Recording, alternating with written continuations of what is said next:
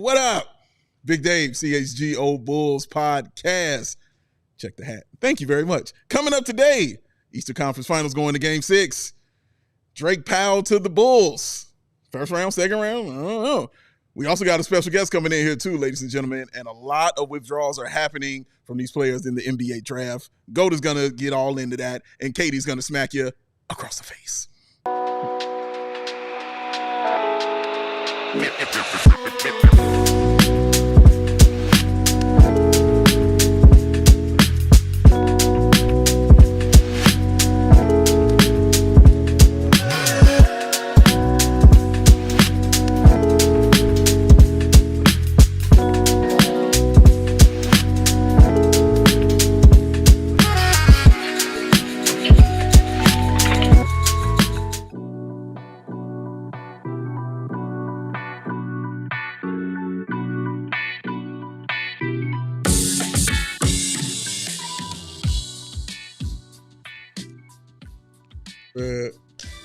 What up, y'all? What's going on? Thank y'all for being here. CHGO Bulls podcast is now in your face. Y'all look wonderful. You look marvelous. Thanks for hanging out with us. I'm Big Dave. Bow Sports is where you can find me. Bow.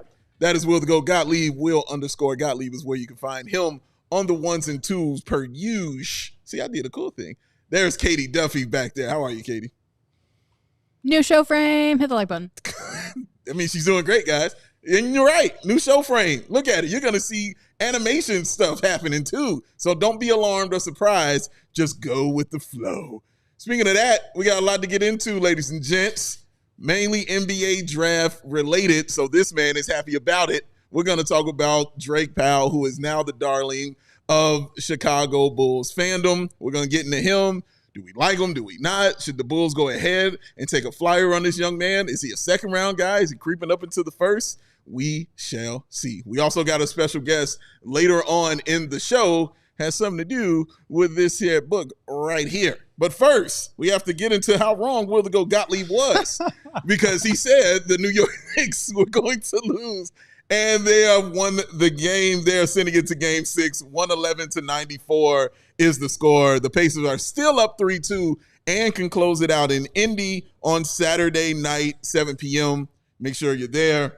Will, I mean, it was just an unpacer-like game, I guess the best way I can say it. They shot 40% from the field, 33% from the three-point line. Like, Tyrese Halliburton was yuck. I mean, when Mathurin is leading you in scoring, I think that kind of says everything right there. Guy coming off the bench doing that. But don't want to take anything away from the Knicks, even though, I would love to. But you got to give them their due. And just, they came to play. The stars showed up, I guess, as I could say it. Yeah, we've been talking about the last couple of days. Like, there are games where Halliburton just doesn't put any pressure on you scoring the ball. And that was the case last night. 2 of 7 from the field. Did not make a 3. He was 0 for 2 and only 8 points, minus 23 in 32 minutes. 4 of their 5 starters did not crack double figures. Only Siakam had 15 points. Nesmith, 1 of 8. Turner, 2 of 3. Nembhard, 3 of 8. So it's just like you're not going to win a game when you shoot the ball that way, especially in a conference finals closeout matchup. I did feel like they got off to a start where they just couldn't make anything, and then the game was like over in the second quarter. They tried to make a run. They got Cat in foul trouble. They got Mitchell Robinson to come in, and then they shacked him to try to get him out of the game, but they just couldn't really put together any momentum. And to your point, Dave, credit to the Knicks. They did what they needed to do. Brunson, I thought, was really good. 32 points, very efficient, 12 of 18 game for him. Cat was really good, 24 and 13 on 50% shooting. So that's what they needed to do to stay alive. Going back to Indiana, a lot of road wins in this series. So I wonder if they can force a Game 7 now. And when you think about like this series as a whole, like the games have always been either really close or like blowouts. That Game 1, the ball bounces a different way. This is a tied series right now. True. I do think it's more competitive than I probably gave it credit for yesterday. But I also think that the Pacers have enough talent if they just make some shots to close them out here in Game 6. No, I agree with that.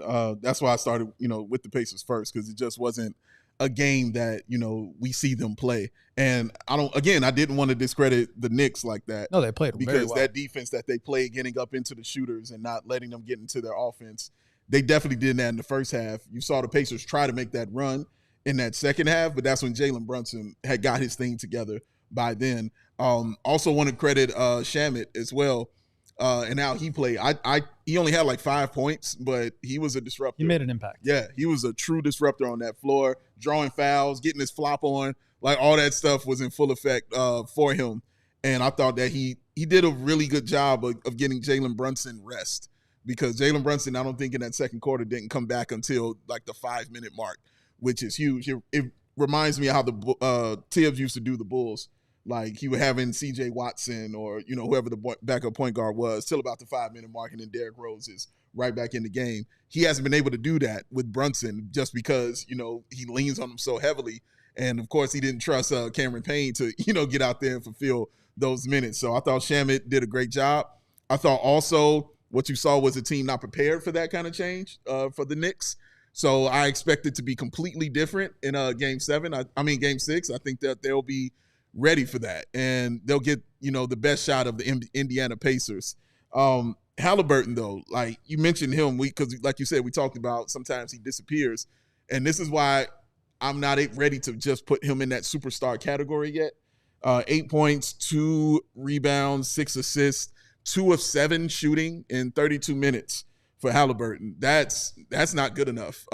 You have to do better. Even if you go 2 of 20, it has to be on you, especially in a closeout game like that. Again, this is stuff I think he's going to learn just the more that he plays. But, yeah, man, he can't have another game like this points-wise or field goal attempts-wise. The team, they just simply won't win. If he goes period. Like not just this series. Like, if they make the finals, you can't play like this and expect to win. Yeah. So I think a lot of people are, like, getting on Anthony Edwards for not being as commanding. And, look, Halliburton's, like, whole thing is not his scoring in the way that it is for Ant. Yeah. And I'm not taking anything away from either of these guys. I just think, like, if you're going to be in this moment, if you're going to be in the conference finals fighting for a chance to win an NBA championship, you got to step up. You can't have these games, like, and especially you can't have 2 of them in a row. That's like the true sign. Everybody's going to have a bad night.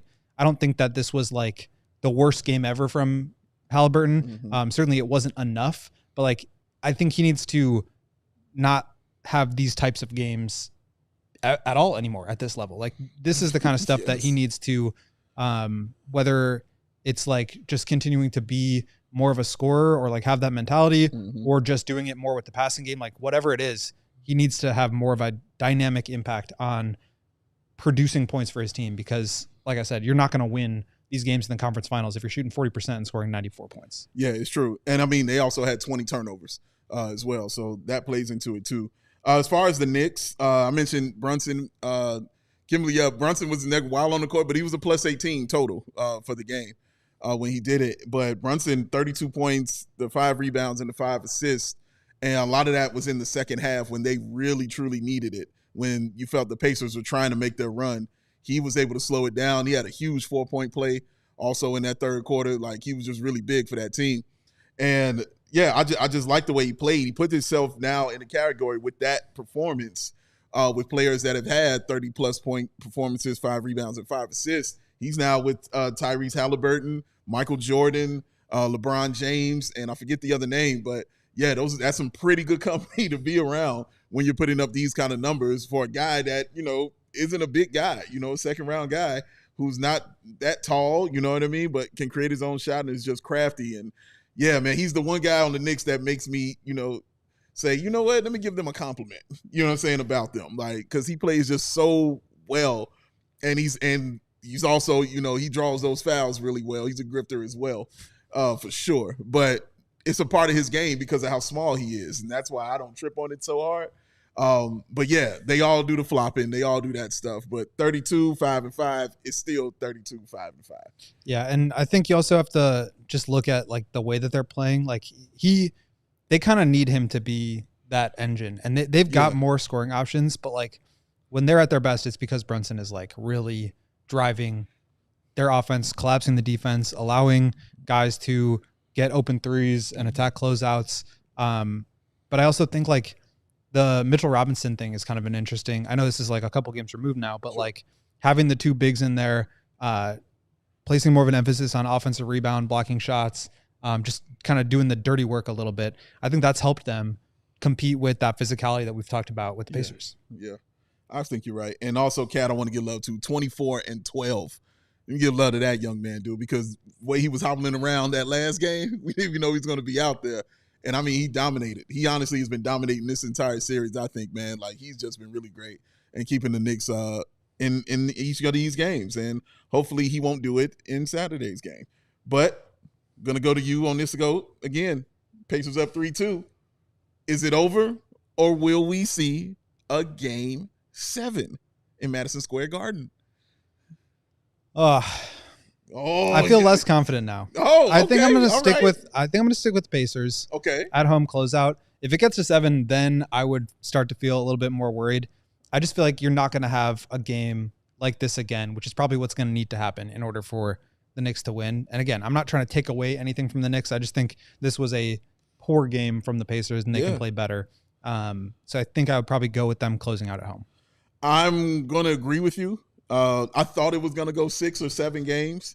I'm going to agree, though, that they shut this down in 6. I think doing it at home and, just being comfortable there, I think doing it that way for a team that hasn't been, to that finals like that, I felt like what the Knicks did in this game was their championship. That's how I felt. I felt like it was their finals. This last game we just saw them win.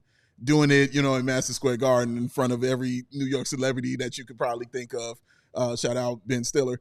But I just think it's their time, man. I think it's time for the Indiana Pacers to go ahead and take that step. And Rick Carlisle is probably the hugest reason why I feel this way, because I think he will not be ill-prepared like I thought that they were in this game for a guy like Shamet and the way that they got up on those shooters quickly in that first quarter. Like, the Knicks were aggressive from the jump. Like, that's really how they played. I'm sure some of it had to do with being the MSG and all the other stuff, but they just really went for them early on, and it felt like Tyrese Halliburton and them kind of laid back and just chilled and thought it was going to, kick in the second half, and no, it kicked them in the ass in the second half. It didn't kick in at all. So, yeah, I do think that it's going to be over. I think we'll be looking at OKC and the Pacers. Man, and honestly, I want to see that matchup. I mean, we'll get into it a lot next week for sure. It's a matchup I do want to see. I don't want to dismiss the Knicks totally, because they do have a possibility of going to a Game 7 and doing it like that. I'm sure the league would love to see that.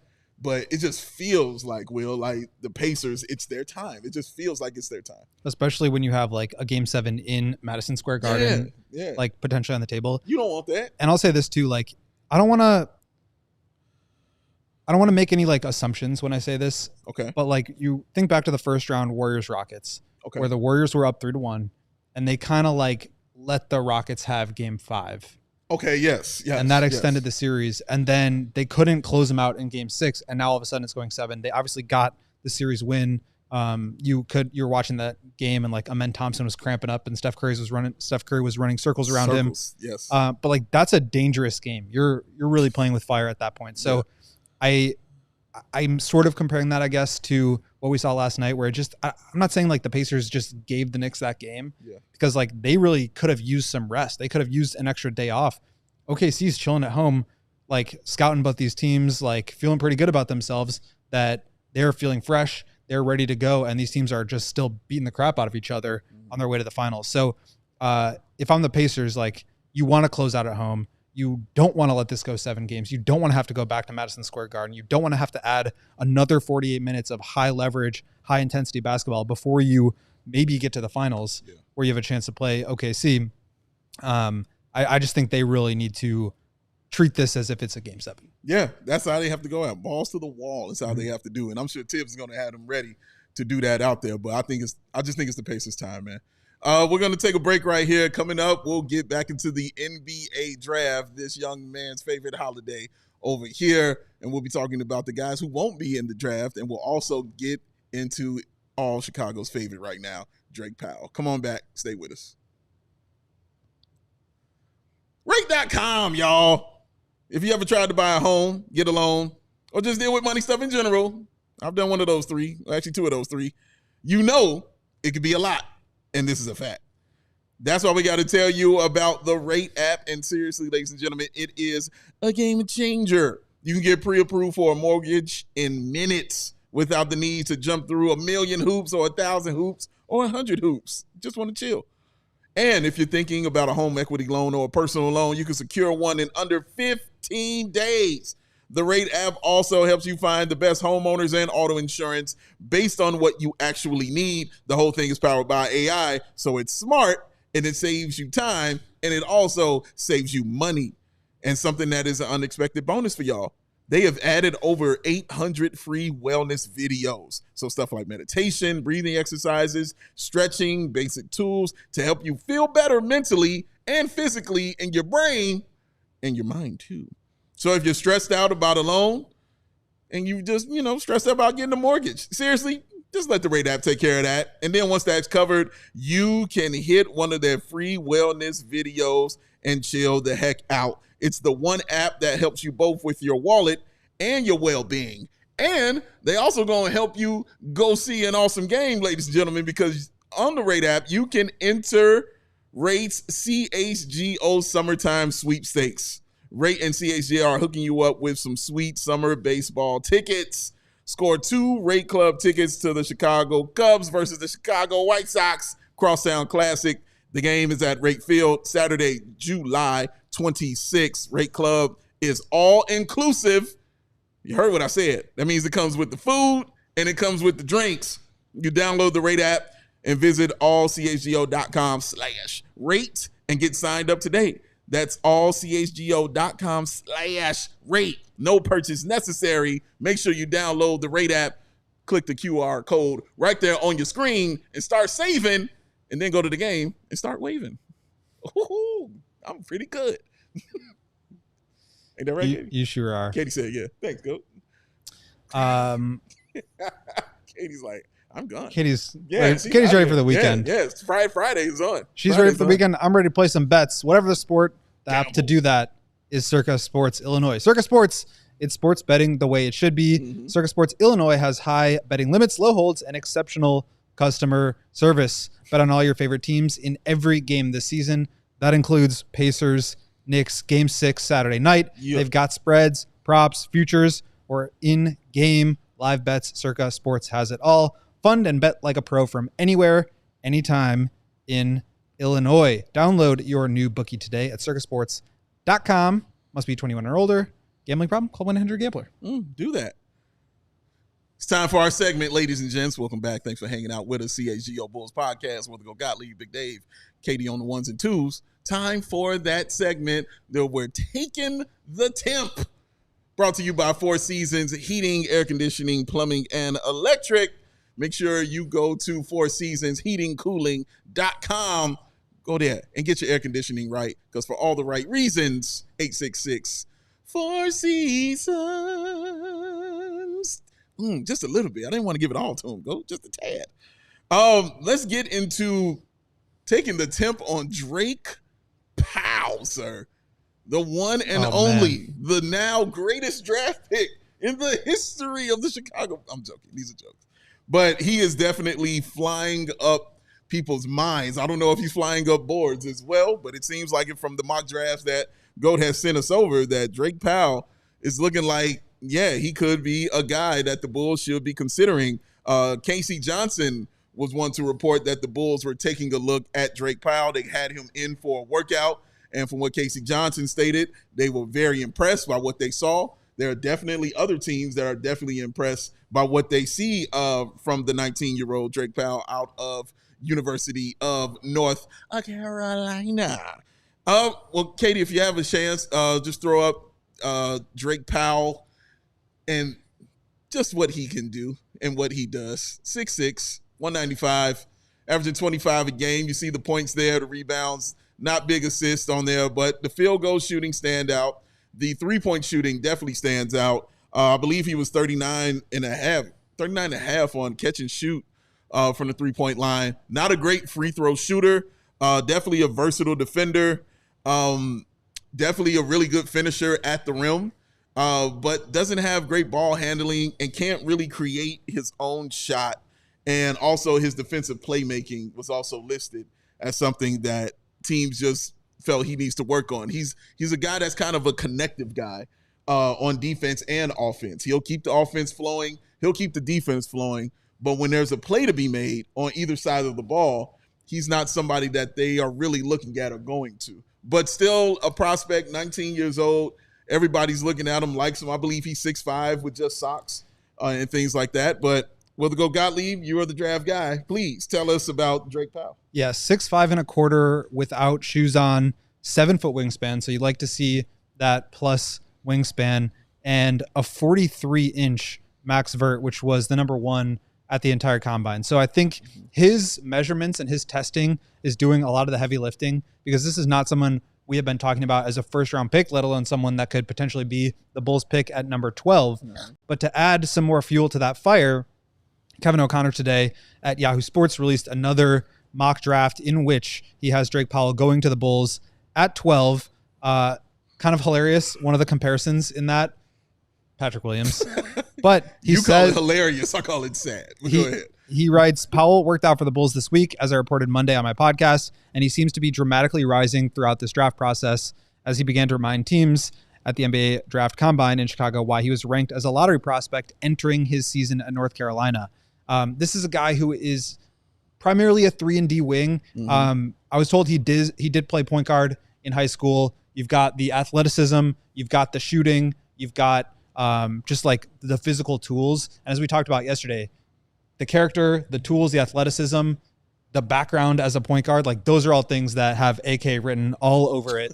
So would it surprise me if he came in after a really, electric performance at the combine where he's, the number one vertical at the draft, at the combine? Like, this is the same vertical that Julian Phillips had, and the Bulls traded into the second round to go get him a couple years ago. So could I see the Bulls being interested in him? Absolutely. I think he really fits the mold of what Arturas is looking for. Switchable wing, can spot up and space the floor. And I think you're hoping that there is some more underlying ball skills there, which we have not really seen at the college level. But certainly if he does have a background in that, maybe you can start to build on those things and develop him into something more after a couple seasons with the Bulls. Sure. I mean, you got to like the guy. I mean, just looking at, the size and the length and the wingspan and the shooting percentage. I mean, yeah, all of that's intriguing to me. What alarms me definitely is the ball handling. What alarmed me is they talked about how he's a guy that has a high motor but isn't really aggressive. And he's more aggressive on the defensive end than he is the offensive end. So he's a guy that I don't need another. That's why I think the Patrick Williams comparison started coming out, is when I was reading exactly what he did well and didn't do well. Because I was reading that like, yeah, that sounds like Pete Will and some of the issues that we have had with him here with the Chicago Bulls. Do I want to go through that again? Absolutely not. I don't want to deal with that again. But the young man is solid. Like, the three-point shooting is what really kind of sticks out for you. But another thing that alarms me is the poor free throw shooting, the 64% from the free throw line. I like my shooters to at least be 70 or 75 when you're a good, three-point shooter. But him being 64 just, kind of alarms me, and he's more of a catch and shoot kind of guy. So he's going to have to be a guy that's spotted up and set up and ready to go. Now, we saw Patrick Williams be that kind of player for the Bulls actually the past couple years. We saw Lowry actually be that kind of player as far as just being a guy who was a spot-up shooter. Neither one of them, I wanted them in those roles. But this young man comes in saying, no, this is what I do well. I am pretty good at this. So if that's his comfort, I can see where it can fit with a guy like Josh Giddey, who loves to drive and kick. I can see where it can fit with Kobe, who loves to drive and kick it out to either baseline as well. So I can see, like, even in the lineup of a Julian Phillips on one side and seeing this young man on the other side, on the baseline, I'm saying. And, just being that three-point catch-and-shoot threat for the Chicago Bulls. But, man, not being a guy who can create his own shot is always just something I don't like at all.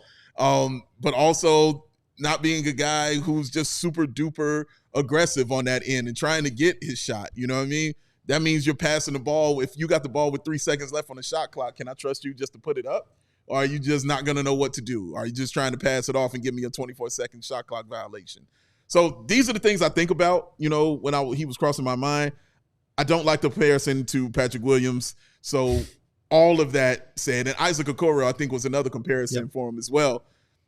With those comparisons and those things, I wouldn't want to take him at number 12. I think he deserves a look for sure.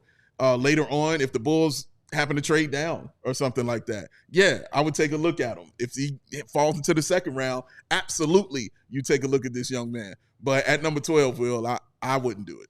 And that's why drafting at 12 is a really tricky thing to do. Yeah. Right? I mean, this is not a situation where you are taking the high probability upside swings, right? Like that's what you get at the top of the draft. Not guaranteeing that it's going to work out, but if you're taking a pick in the top 2 or 3 or 5, like those are the guys where you feel comfortable that they will pan out to some like 80 percentile outcome of what they can be, if not higher. But when you get down to the 10, 11, 12 range, you have a couple of options. You can take guys that have upside like that, but it's maybe a little bit less likely that it hits. So you're thinking about a Yegor Demon where he's got some interesting tools. He's very creative with the ball in his hands, but he's not a top 5 pick because the downside, I think, is a little bit more obvious than somebody like a Dylan Harper or a Cooper Flagg. But he does have some of those upside swings. The problem is that if he doesn't hit, it's like, where do you fit in? So you can take one of those high risk, high reward types, the boom bust guy, or you can settle for someone who maybe doesn't have the same high of a ceiling, but who does project to be a competent role player that you can plug in and be a part of your system. And I think that's the wrestling that you have to do when you're drafting outside of the top 10. Yeah.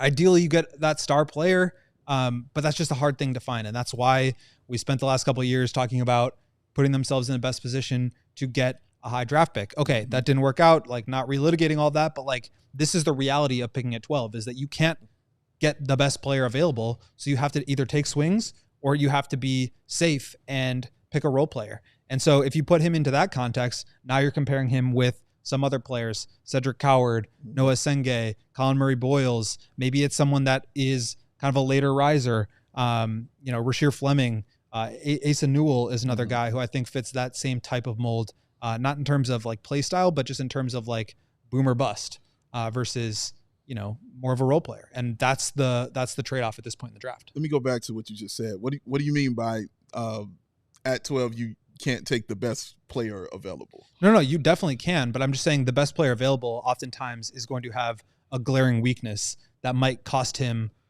the ability to be a high-level role player. Okay, so you're saying that player probably failed for that reason because they don't have this. Exactly. Okay, Let's think about it in terms of Modest last year. Clearly had a high upside. He was projected to be the number 1 pick the year before. He's somebody that has athletic tools, but he really struggled as a shooter in the G League. He's very slender. He's not really a physical player. I mean, he's a physical player, but he just doesn't have the strength or frame to be able to take contact and finish through contact at the rim. At least he didn't in the G League. We don't know what he'll evolve into. Right. But the reason he fell is because, okay, maybe he hits and you get all that good stuff and you just hit a home run with the 11th pick, but maybe he doesn't ever really figure that stuff out. And he's not a great shooter. At least he wasn't in the G League. He was 29%. True. And now you're looking at a player who's skinny, who, has some tools, but like isn't really able to put that stuff together because of 1 or 2 real glaring limitations in his game. Luckily for the Bulls, it looks like Modest will hit. It looks like he will end up on some positive end of that spectrum. But I think when you're looking at guys like that, there's a likelihood that it won't work out. And then what happens is you just wasted a pick. You look at Dalen Terry, obviously the 18th pick in the draft, but like you're betting on the guard skills that he has at 6'7", the defense. All of that would be great if it came together. And I think it would come together as a result of him really becoming a good shooter, right? Where he can now attack closeouts. He has to draw defenders towards him and he can take advantage of the skills that he has, but that hasn't really worked out. And not saying it won't, but it's just taken a while for Dalen to get there. And I think you're looking at that same trade-off of, do we want a guy who has, if he hits, he could be really good and could be a steal, or do we want to play it a little safer and go with someone that won't have that same ceiling, but we know he can contribute right away? Okay, that's all. That's fair. Some other things I want to get into about Drake Powell. Keep your comments coming and make sure you're hitting the like button for Katie, please. It's a Friday. I'm trying to let your weekend be nice. Don't make me sick after you because she'll come. All right, we're going to talk more, y'all, about the draft. And We also got a special guest on the way. Get your mind out of that, Katie. Go ahead to the break, ladies and gents. Let's do it. Oh, I saw your face. Katie, what time is it? Game time hoot. Well, there was no stank on this. Game time hoot. Come on, man. That's all. Just a little funk. Game Time has a new feature, ladies and gentlemen, called Game Time Picks that makes getting tickets to your favorite teams and see them play live easier than ever. Man, that sounds really cool. How do they do that? Curation, ladies and gentlemen. It makes it easier to save more on sports, concerts, comedy, theater, whatever you want to see. Save more money with Game Time Picks. Of course, they got the all-in pricing. Of course, they got that lowest price guarantee. You know they got that Game Time ticket coverage, which comes with the most flexible customer service policy in the ticketing industry. But they got the Big Dave favorite and also the MacPack favorite and the sometimes we'll go Gottlieb favorite. Seat views. Where am I sitting? I need to know, can I get this outside seat so I can stretch out this leg right here? Or do I go to the other end so I can stretch out that leg? Which side will the vendor be on? What side should I put my wallet in so I can say, hey, vendor, like this, and then reach and grab, and then, boom, all that seamlessly while I'm continuing to enjoy the show. Bathroom, need to know where it's at. Exit, please show it to me. All of that you get with the Game Time Picks. So take that guesswork out of buying those tickets with Game Time Picks. Download Game Time Picks right together. Use that code CHGO. Get yourself $20 off your first purchase. Terms apply. I said CHGO. Get yourself $20 off your first purchase. Terms apply. Download Game Time today. Because we're going to go, what time is it? Game time. Hoot. Yeah. With his chest. You know who says game time hoot?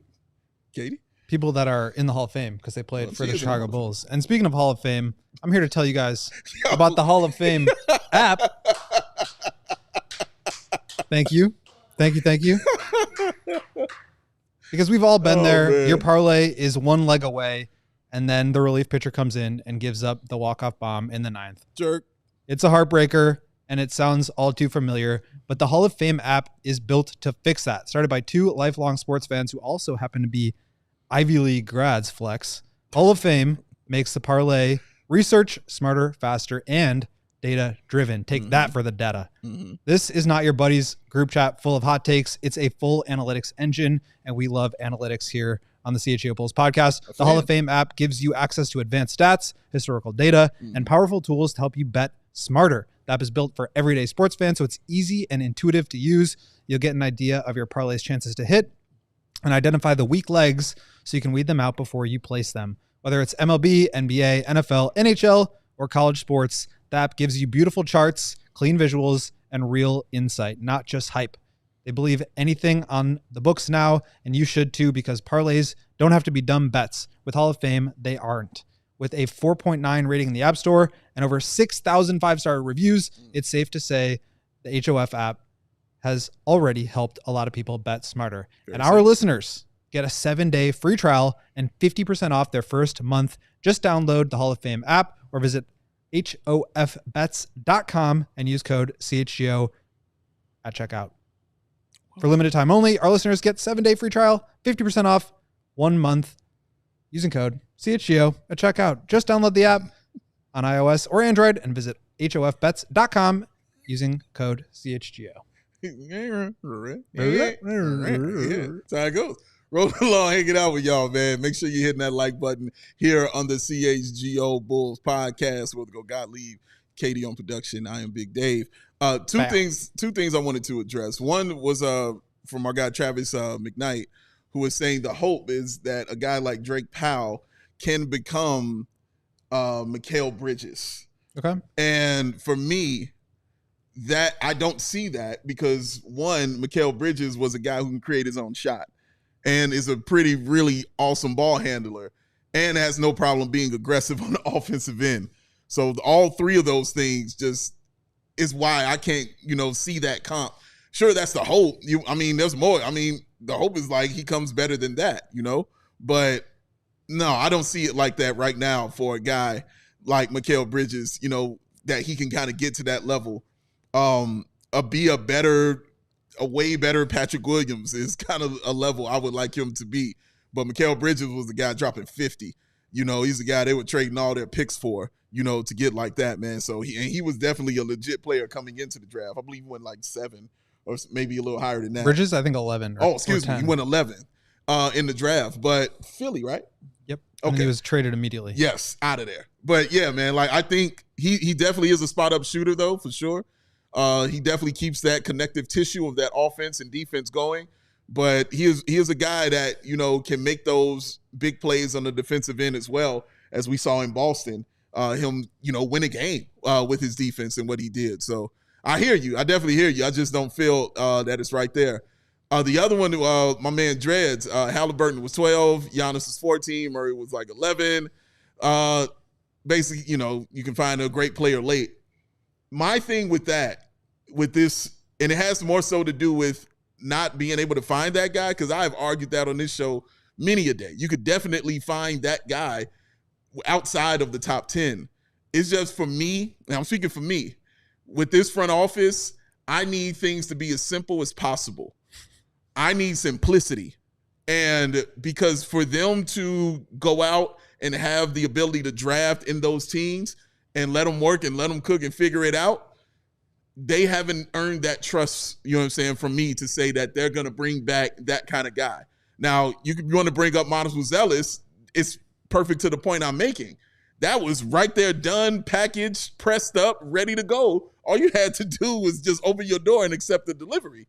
It was simple. It was right there. That's how I would like it to be, for the front office. So I know that you can find those guys later on. It's just I don't have that faith. Or I don't have that full trust that this front office can find those guys that are going to impact the team in the starting lineup, be one of the best players on the team kind of thing.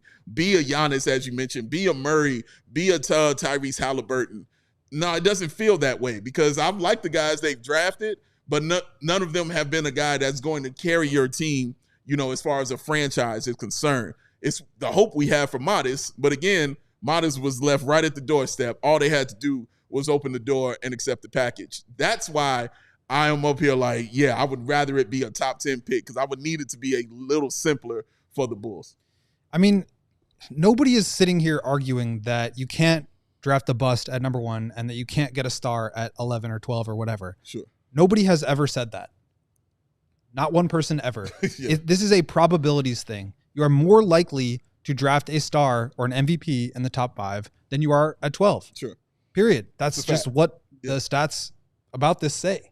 So, yes, it is still possible to do that. It's just a little bit less likely. I'm not even saying the Bulls can't do it this year. I'm not a huge fan of really anybody in this draft outside of the top 2. Mm-hmm. I don't know if it's very obvious, and that's kind of the point. It's not obvious who the guy is going to be. If it was obvious, he'd be picked in the top 5. Sure. So it is possible. We talked about this in the previous segment. You either take big upside swings that have real downside, like a Giannis at whatever it was. Like, no one thought he would turn into what he did. True. Otherwise, he would have been clearly the number 1 pick. Yeah. He was a skinny kid who had barely played basketball before, who was athletic, but and had tools, but was completely raw. They said he was 2 years away from being 2 years away. Mm-hmm. Or was that Bruno Caboclo, who was supposed to be the the Giannis 2.0?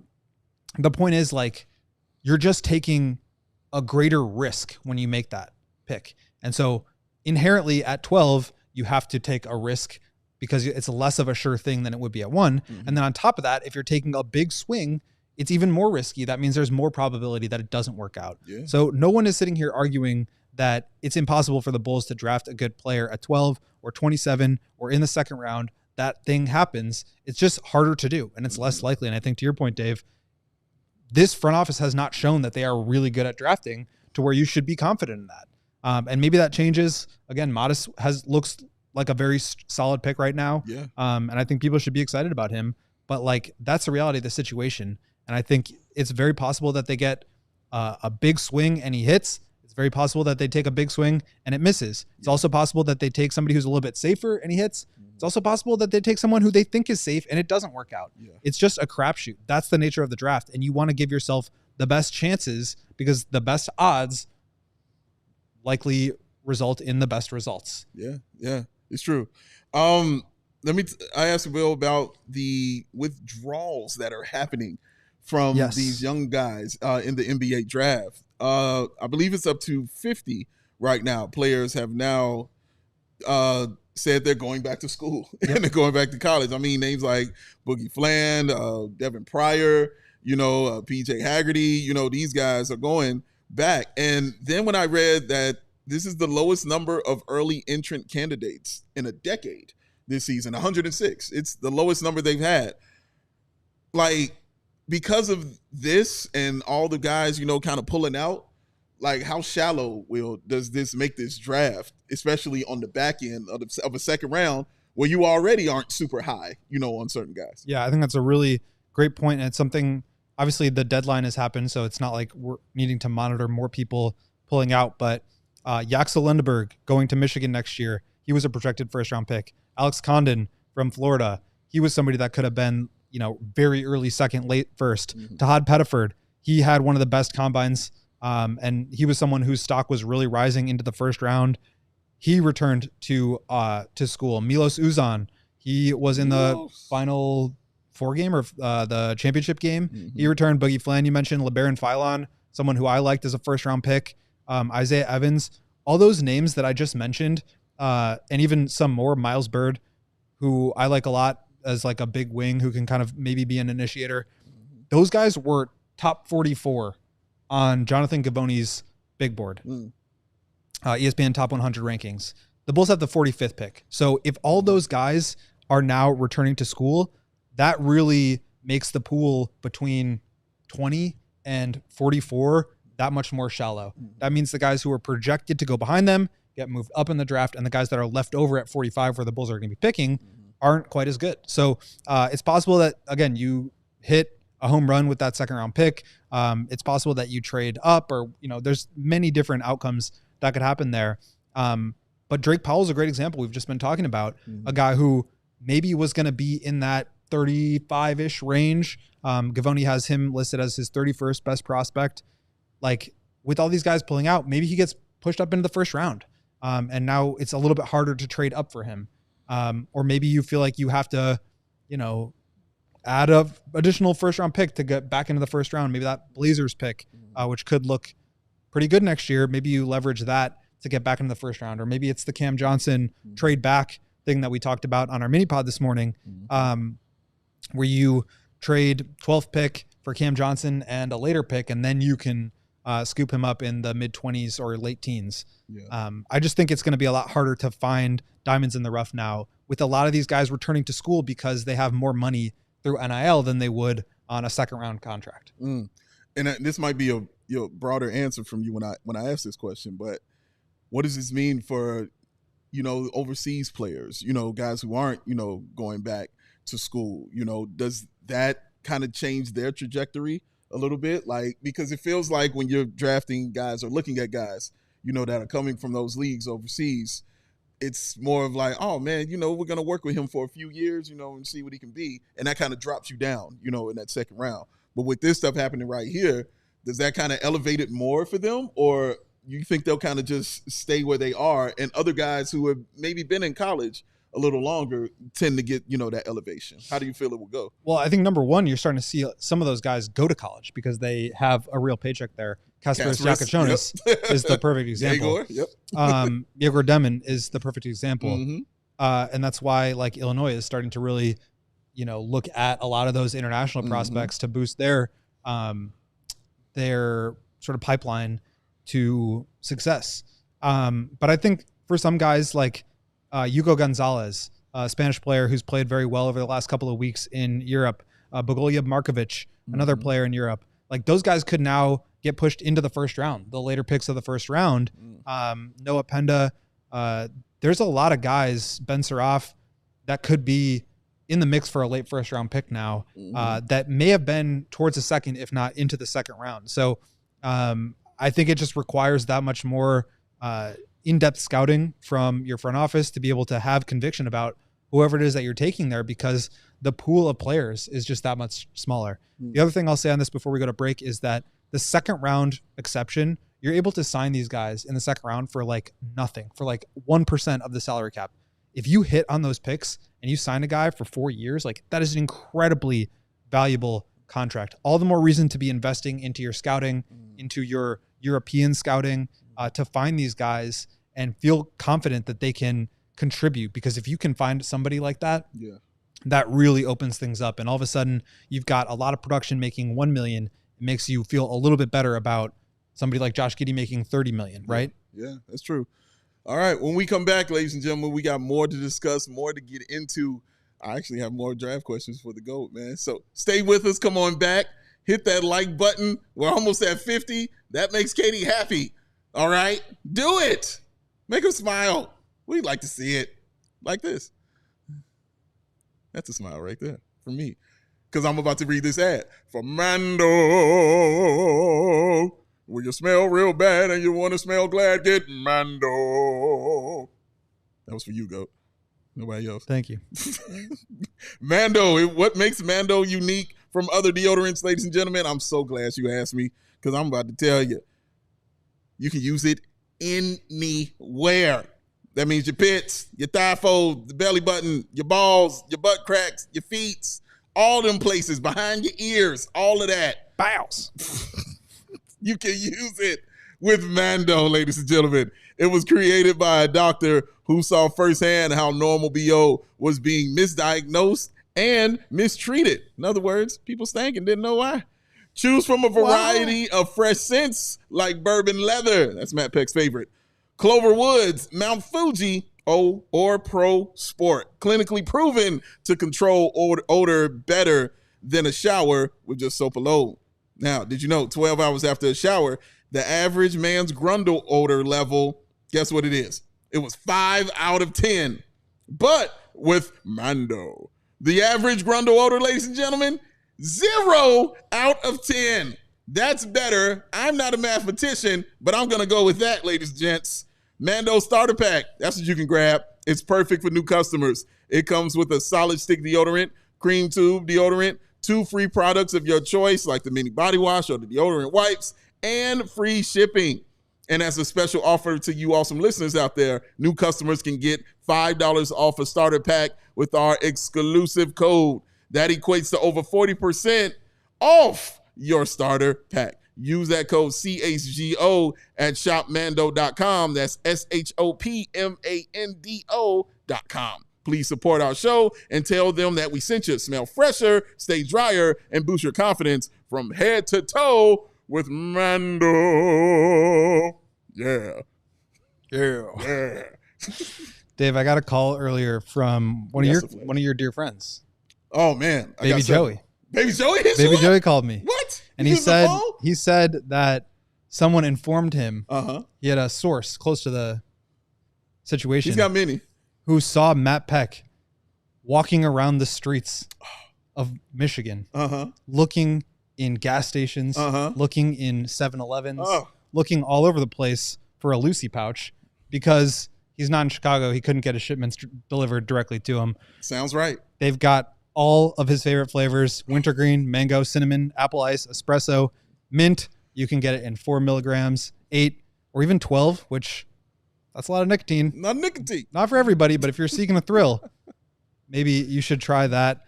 So level up your nicotine routine with Lucy. Go to lucy.co/CHGO and use code CHGO 2025 to get 20% off your first order.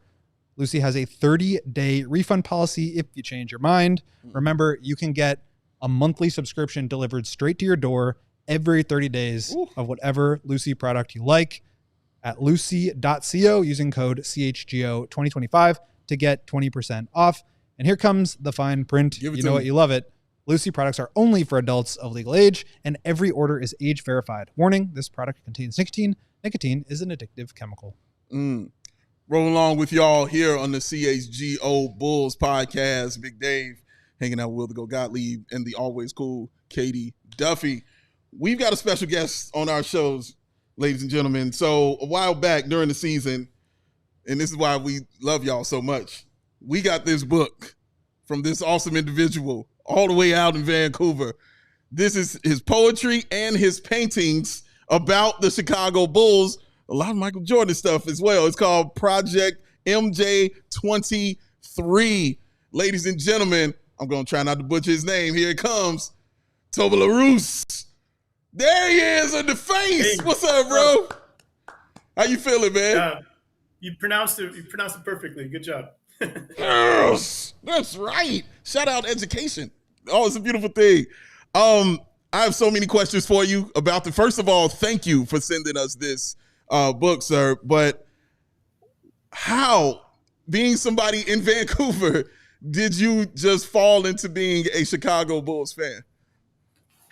Yeah, well, it was convenient at the time that the two teams I loved, on the two sports I loved, had the best players and the winning championships. So when I was born in '81, and by the time I was a little kid, my favorite hockey team was Edmonton, and my favorite basketball team was the Bulls. Probably, obviously at that time, MJ being MJ.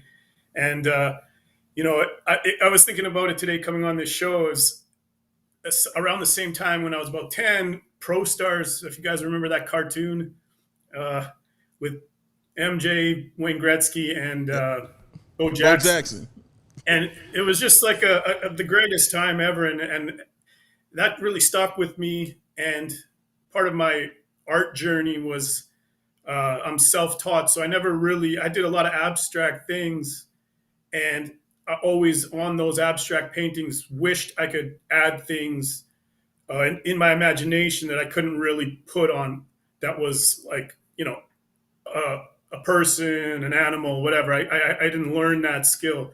So around the time of I started this, it wasn't ever going to be a book. I was just trying to do some paintings, and I'm not sure if you can see this behind me.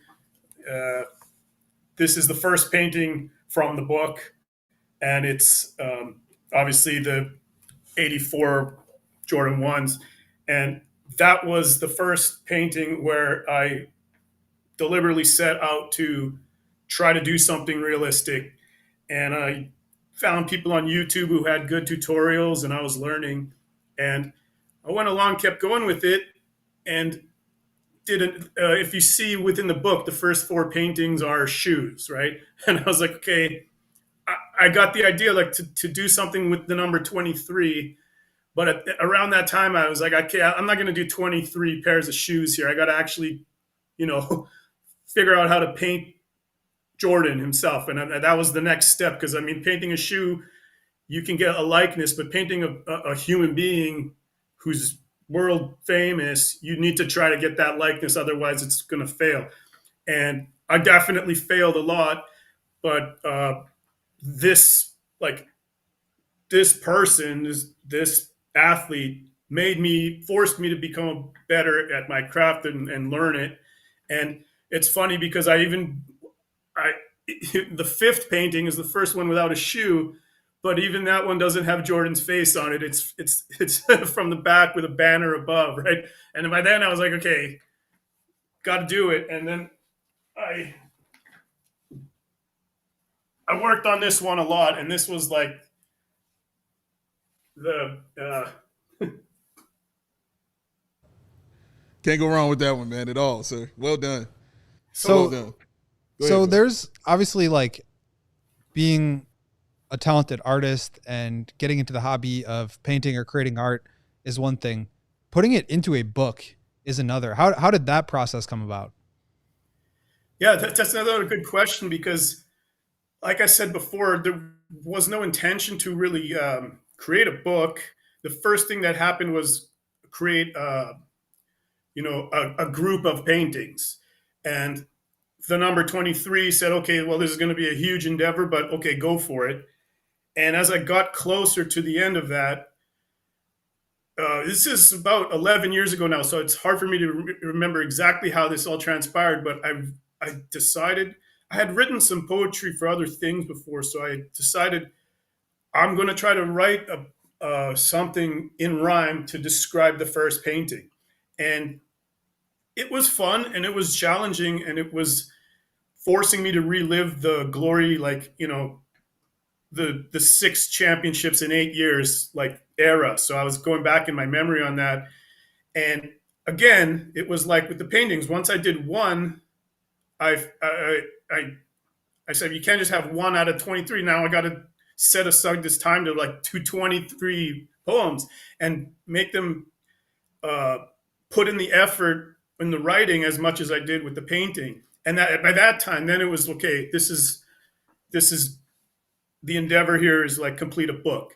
And I got to near the end, and I found a self-publisher in Victoria, BC, like pretty close, so I could collaborate with them. And when it just built, it took over 3 years, but when I got there, I was pretty proud of it, pretty proud to have it, and share it. It's not something that has probably a few hundred have sold. It's not something that pays the bills, but it's something I'll always be proud of.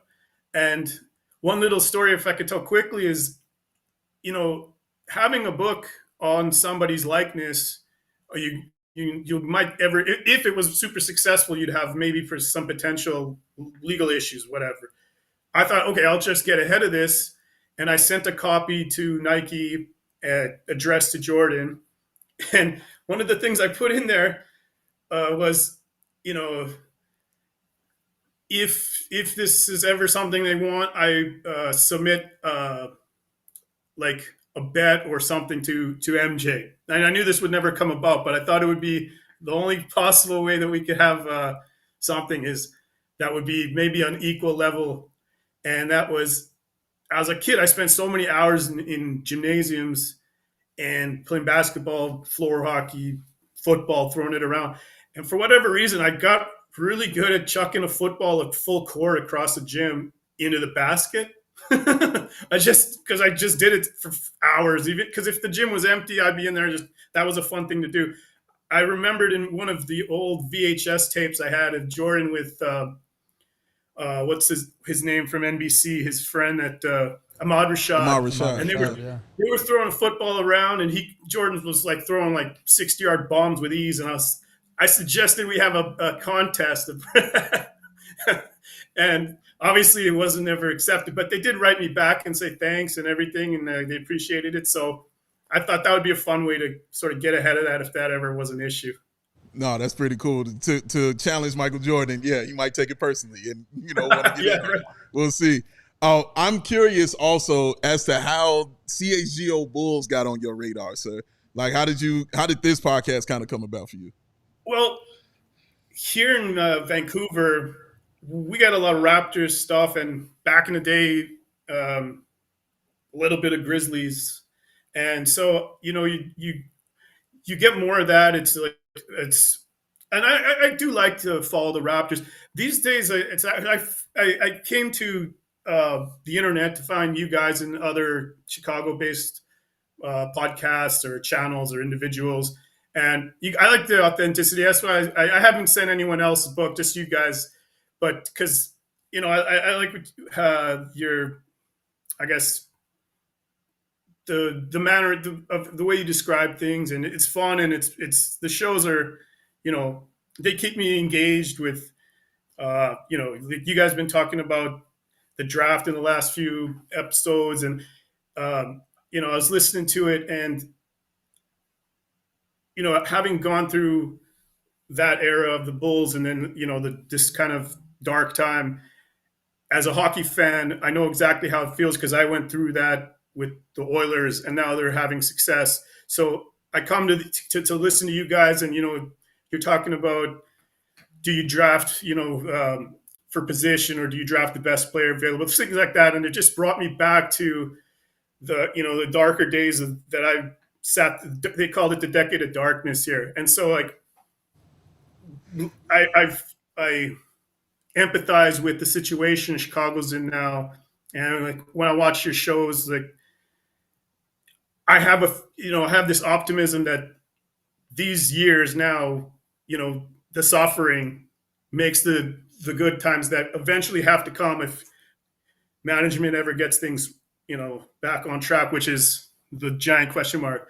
But it's just like I enjoyed being able to tap into another city, another country via you guys that I can't really do with my television here, right? Like it's 95% Raptors, right? So plus I have in recent years been a little bit more involved with NBA via fantasy rather than just supporting one team. Like I'll have years with Kobe.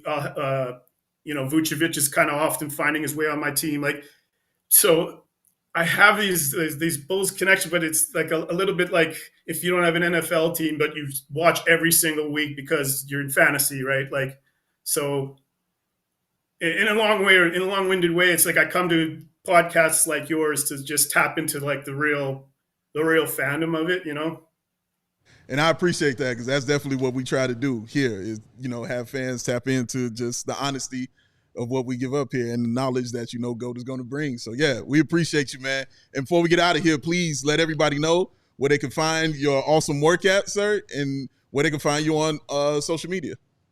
Yes, it's all the same, under the same name, Toblerusse, Toblerusse.